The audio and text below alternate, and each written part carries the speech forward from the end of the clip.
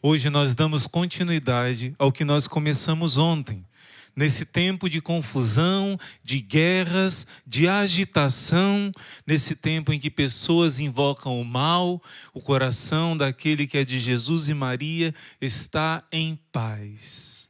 E é por isso que nós queremos ser mais ainda de Jesus e Maria, porque no meio do caos e da confusão, a alma unida a Deus segue serena, confiante, pacificada. E como a irmã Edviges Maria dizia, ela acaba sendo instrumento para a reparação também dos pecados da humanidade. Porque a sua alma, embora sejamos pecadores, mas nós temos aquele que nos ama e todos os dias perdoa os nossos pecados. Todos os dias nos lava no seu sangue precioso. Todos os dias nos traz essa paz ao coração que o mundo não pode nos dar. É por isso que nós queremos, nesses tempos difíceis, tempos de tempestade, estar no refúgio seguro, estar no abrigo seguro, cumprir o que Nossa Senhora pediu em Fátima e em todas as outras aparições, e o que ela disse. Vamos celebrar nesse mês de novembro, Nossa Senhora das Graças, e nessa aparição ela disse: quando tudo parecer perdido, eu estarei lá. Quando estiver a tempestade, tudo confuso, eu estarei lá. Felizes aqueles que estiverem junto dela, no meio dessas tempestades. Serão vencedores, superarão todas as provas. É por isso, meus irmãos, que nós damos continuidade à nossa formação sobre a mais perfeita consagração a Jesus pelas mãos de Maria. Não é algo que eu ensino, não é algo nem mesmo que São Luís Maria está trazendo de novo para a igreja como uma coisa nova, mas ele vai ensinar no seu livro o Tratado da Verdadeira Devoção à Santíssima Virgem, que essa devoção não é nova, ela é desde o início da igreja, mas agora chegou a hora dela ser conhecida. Essa riqueza, esse tesouro deve ser conhecido. E antes de escrever esse livro, São Luís morreu em 1716. Ele escreveu esse livro em 1712, pouco tempo antes dele partir. Mas antes de escrever esse livro, ele escreveu um outro, que foi como que um resumo desse. Claro, esse veio depois, né? Foi aprimorado o que ele escreveu antes. O que ele escreveu antes se chamava O Segredo de Maria. E ele ensinava a mesma coisa que ele ensina no tratado, só que de modo mais resumido. O tratado é mais aprofundado. E no Segredo de Maria ele dizia assim: você que está começando a ler esse livro, antes de continuar numa normal curiosidade de querer saber e conhecer qual é este grande segredo que eu vou lhe revelar, primeiro se ajoelhe, peça um coração humilde, reconheça os seus pecados e se humilhe na presença do Senhor. Porque se você ler esse segredo como alguém somente de curiosidade, esse segredo pode ser antes a sua condenação do que a sua salvação. Mas se você ler com humildade, querendo se unir mais a Deus, por meio da Virgem Maria, se ajoelha primeiro, faça um ato de contrição dos seus pecados, peça que o Espírito Santo venha e só depois leia esse livro. Por isso, o Tratado da Verdadeira Devoção não é um livro comum.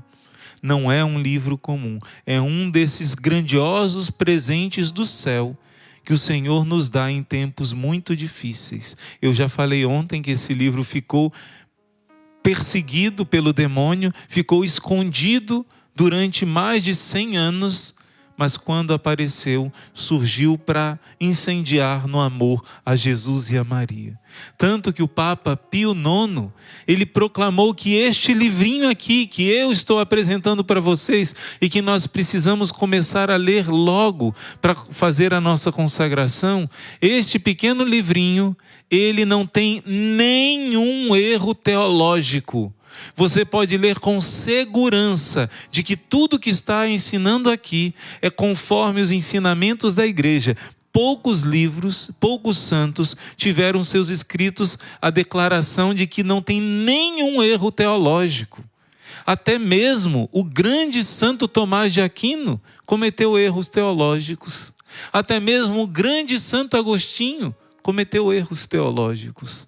Os escritos de São Luís, incluindo o Tratado da Verdadeira Devoção, foram proclamados pelo Beato Pio IX, que estão isentos de qualquer tipo de erro.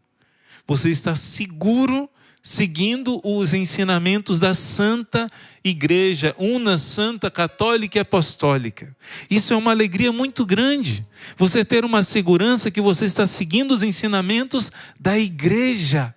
Não é algo que alguém inventou, que alguém criou.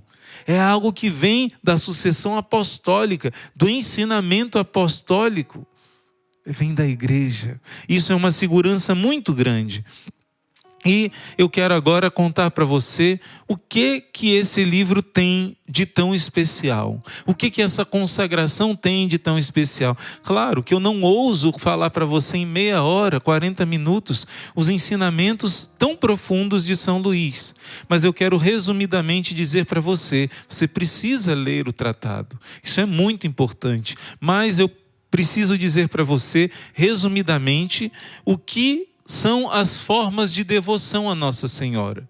O que essa devoção tem de tão perfeita, o que essa devoção tem de diferente das outras. Eu vou falar para você, resumidamente, 4 formas de você se relacionar com a Santíssima Virgem Maria. Infelizmente, eu preciso começar pela primeira forma, que é a forma terrível daqueles que se relacionam com a Santíssima Virgem Maria numa relação de distância, de afastamento, de indiferença e alguns até mesmo que se dizem cristãos num relacionamento de ódio. A Bíblia diz: eu colocarei ódio entre ti, mulher, e entre ti, serpente.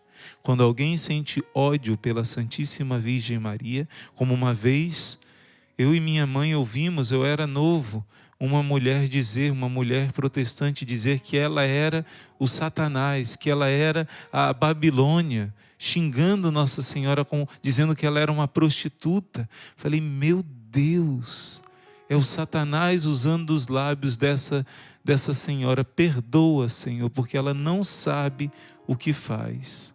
Existe esse relacionamento de desprezo, ou pelo menos de indiferença.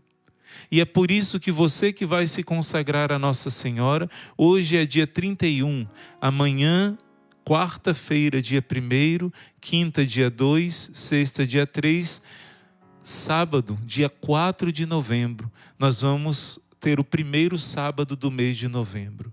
Primeiro apelo que eu faço para você, que vai se consagrar à Virgem Maria: por favor, não seja indiferente ao que Nossa Senhora pediu, chorando em Fátima, mostrando um coração sangrando e cheio de espinhos e preocupada com o que iria acontecer com a humanidade nesse século que estamos vivendo, nesse período. Ela trouxe um remédio e ela pediu que no primeiro sábado do mês nós fizéssemos uma confissão. Claro, alguns dias antes de preferência, você já pode fazer amanhã sua confissão e no primeiro sábado comungar na intenção de reparar as 5 principais ofensas feitas ao coração de Maria. As ofensas às suas imagens sagradas, as ofensas de ensinar que ela não é a mãe de Deus nem nossa mãe, de afastar as crianças dela, de proclamar blasfêmias contra a sua Imaculada Conceição, a sua Assunção e a sua virgindade.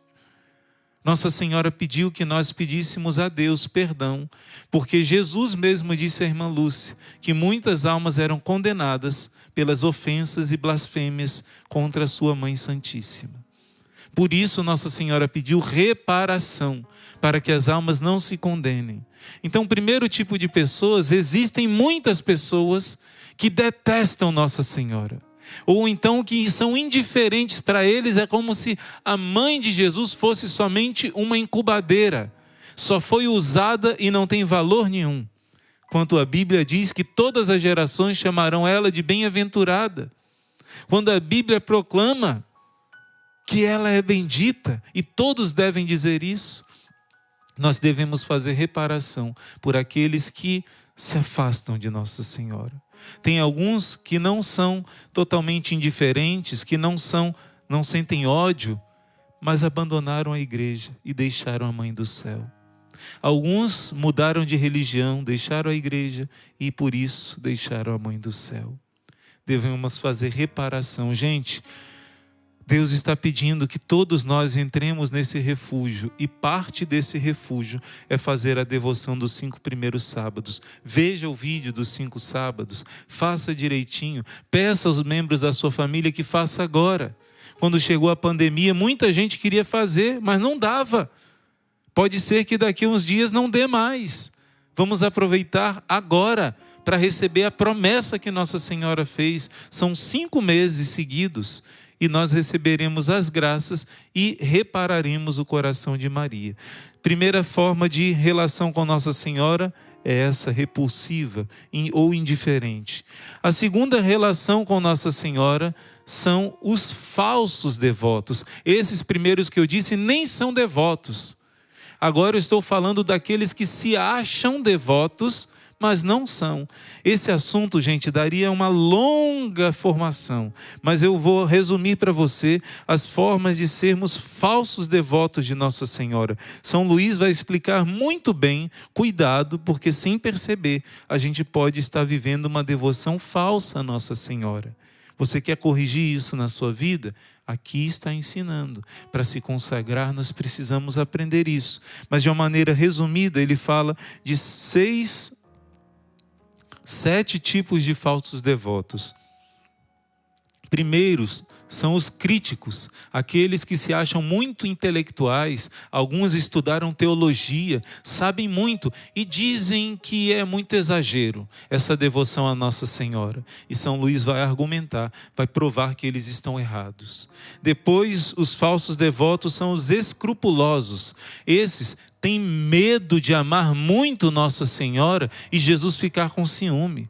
Tem medo de amar muito Nossa Senhora e Jesus ficar em segundo plano. Tem medo de amar muito Nossa Senhora e tirar o lugar que é de Deus. Gente, é só a gente entender que o culto de latria, adoração, significa não somente se inclinar para alguém, até para uma esposa, para uma noiva, para pedir em casamento você se inclina. Agora, o que a disposição do coração de adorar significa assim: eu reconheço que tu és o meu Criador e eu sou criatura. Tu és o tudo, eu sou o nada. Tu és o princípio e o fim. Tu és a minha origem, a minha razão de viver. Isso é adorar.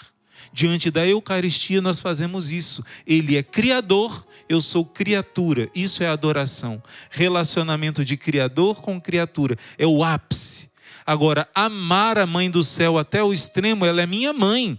Ela não é Deus, mas ela é a criatura mais cheia de Deus. Eu amo, eu venero, eu honro. A igreja ensina que é o culto de hiperdulia, a máxima veneração, mas é muito diferente de adoração. Eu não digo que Maria sempre existiu como Jesus. Claro que em determinado momento ele se fez filho de Maria, se fez carne, mas ele sempre existiu.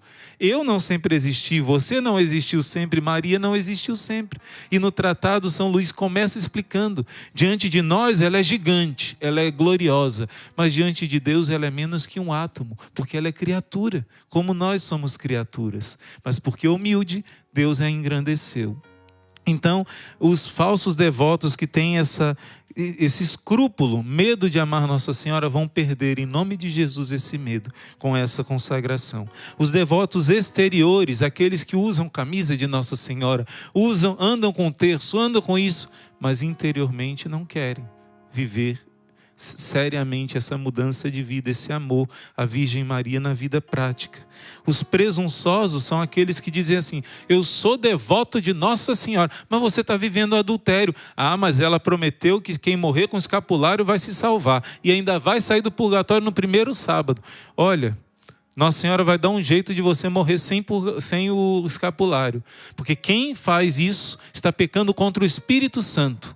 A presunção é um dos 6 pecados contra o Espírito Santo e não tem perdão. Se uma pessoa se obstina nisso, já era. Então, o falso devoto, presunçoso, usar a devoção a Nossa Senhora para querer continuar pecando uma coisa, é eu cair, me esforço, cair de novo, me esforço, cair de novo. Essa luta que nos humilha, nos faz chorar, mas a pessoa está lutando. Agora, a pessoa que deixa para lá, eu sou devoto de Nossa Senhora, eu posso continuar no pecado. Cuidado, isso é falsa devoção. Outro falso devoto são os inconstantes.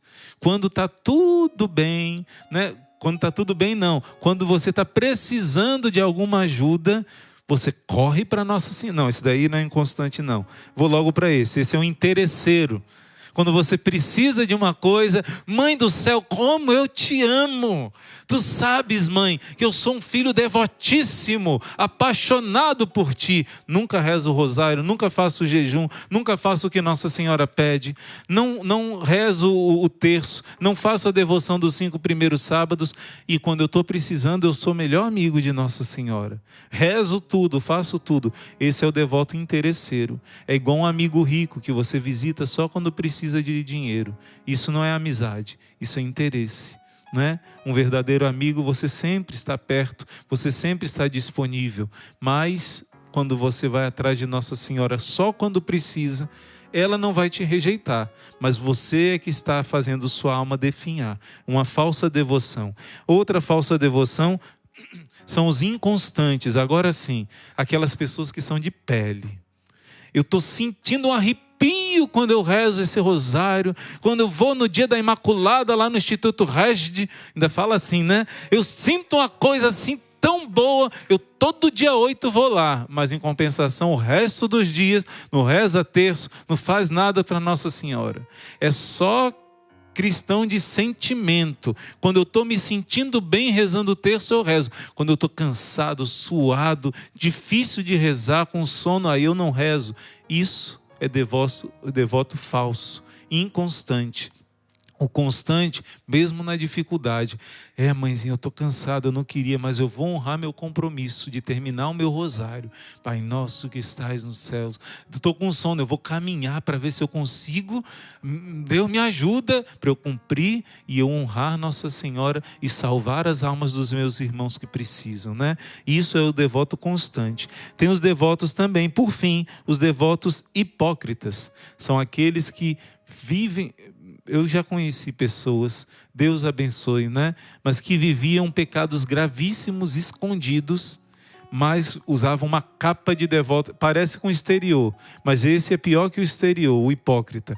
Ele finge que é um santo, trabalha em tudo na igreja, tudo, para esconder pecados mortais gravíssimos que ele não quer mudar, não quer se arrepender. Então ele se finge de santo, vestindo uma veste de Nossa Senhora, em todos os sentidos, não só uma veste mesmo, mas no sentido de se mostrar devoto a Nossa Senhora, mas não procura mudar de vida. O verdadeiro devoto, a verdadeira devoção, ela é interior, ela não fica se mostrando, ela tem uma certa modéstia, ela tem um cuidado, ela não tem vergonha de andar com o terço na mão, mas ela não quer ficar mostrando, aparecendo, ela não tem vergonha, essa alma, de usar uma camisa da Virgem Maria, de honrar publicamente a Virgem Maria, mas ela não quer ficar aparecendo, né? É interior. Eterna, quer dizer, cheia de ternura, como um filho com a sua mãe, não é desinteressada, não fica procurando a mãe só porque quer coisas. Eu quero estar com a minha mãe, eu quero agradar a minha mãe. Claro que eu preciso da ajuda dela, isso não é interesse, mas procurá-la só quando eu quero algo, isso não é de um verdadeiro devoto. A verdadeira devoção, ela é santa, né? Ela procura imitar a Virgem Maria, procura deixar a vida de pecado, mesmo que a gente caia, ela luta. A verdadeira devoção, ela é constante. Faça chuva, faça sol, sinto ou não sinto, eu vou rezar meu rosário nessa madrugada, né? A verdadeira devoção, ela é desinteressada. Enfim, eu falei alguns pontos do falso devoto e já comecei a falar um pouco do verdadeiro devoto. Existe a verdadeira devoção à Santíssima Virgem Maria. E nessa verdadeira devoção, eu acabei de dizer, ela é interior, terna, santa, constante, desinteressada. E São Luís vai dizer, um verdadeiro devoto, ele procura atender o que Nossa Senhora pede. Se Nossa Senhora tem várias medalhas, mas Nossa Senhora pediu que usasse a medalha milagrosa, eu vou procurar usar. Tem várias devoções, mas se Nossa Senhora pediu, e é tão antiga essa devoção do escapulário, uma das maiores promessas, eu vou atender esse pedido. A irmã Lúcia disse, por quê? Perguntaram a ela, por que na última aparição de Fátima, 13 de outubro de 1917, ela apareceu como Nossa Senhora do Carmo, se em Fátima ela se apresentou como a Senhora do Rosário? E a irmã Lúcia disse, você vê que eu me tornei uma carmelita? É porque a devoção do rosário e a devoção do escapulário são inseparáveis. Um verdadeiro devoto, ele ama o rosário, ama o escapulário, ama a medalha milagrosa, divulga essas coisas, procura fazer o jejum que Nossa Senhora pede, procura viver as 5 pedrinhas, o rosário, a confissão, a Bíblia, o jejum, a Eucaristia. Um verdadeiro devoto de Nossa Senhora está atento às aparições que são aprovadas pela igreja. Um verdadeiro devoto de Nossa Senhora procura viver odiando o pecado, principalmente o pecado mortal, senão não é verdadeiro devoto. São Luís vai explicar, tintim por tintim, o que é ser um verdadeiro devoto. E ele vai falar mais coisas ainda, muito belas, mas agora, ele não está falando nesse livro sobre ser um verdadeiro devoto. Isso tem muitos. E isso é muito bom. Mas ele quer ensinar algo que para muitas pessoas, é novo. Ele quer ensinar um segredo que existe já há séculos, desde o início da igreja. Mas esse segredo, que só alguns santos penetraram nesse mistério, por ser um tempo muito difícil, aonde abundou o pecado, transbordou muito mais a graça de Deus. Deus está revelando esse segredo. Particularmente, no meu ponto de vista, esse segredo sempre foi guardado por alguns santos da igreja, mas particularmente no mistério do carisma do Carmelo, que é uma missão especial de uma intimidade mais profunda, de não só ser filho, mas ser irmão da Virgem Maria, não é? É uma longa história, toda a aparição do escapulário, porque São Simão se dizia irmão da Virgem Maria, uma intimidade maior, e essa espiritualidade hoje está transbordando. E São Luís vai dizer, eu não ensino somente a verdadeira devoção, eu quero ensinar a perfeita devoção. Essa perfeita devoção é chamada também de escravidão de amor.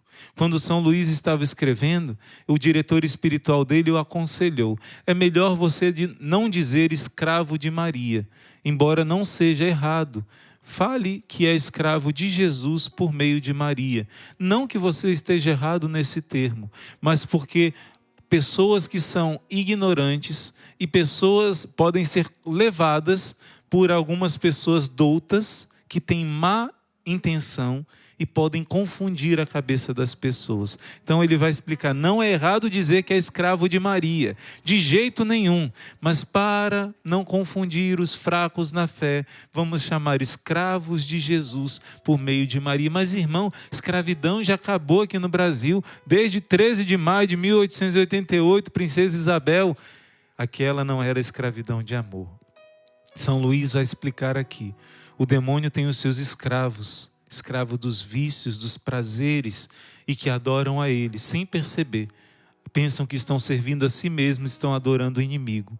Mas Deus também tem os seus escravos de amor. Aqueles que se apaixonaram tanto, se enamoraram tanto por Deus, que fizeram uma entrega mais profunda a nosso Senhor. Então, para poder fazer esse passo dessa perfeita consagração como escravos de amor, eu já dou uma dica. Se você não experimentou o amor de Deus, você não vai conseguir ser escravo desse amor. Dificilmente essa consagração não é para quem é perfeito, ouça bem, não é para quem já chegou no alto grau, não. Tem pessoas que têm uma ilusão, achando que só pode fazer a consagração a Nossa Senhora quem já está num alto nível de espiritualidade. Não!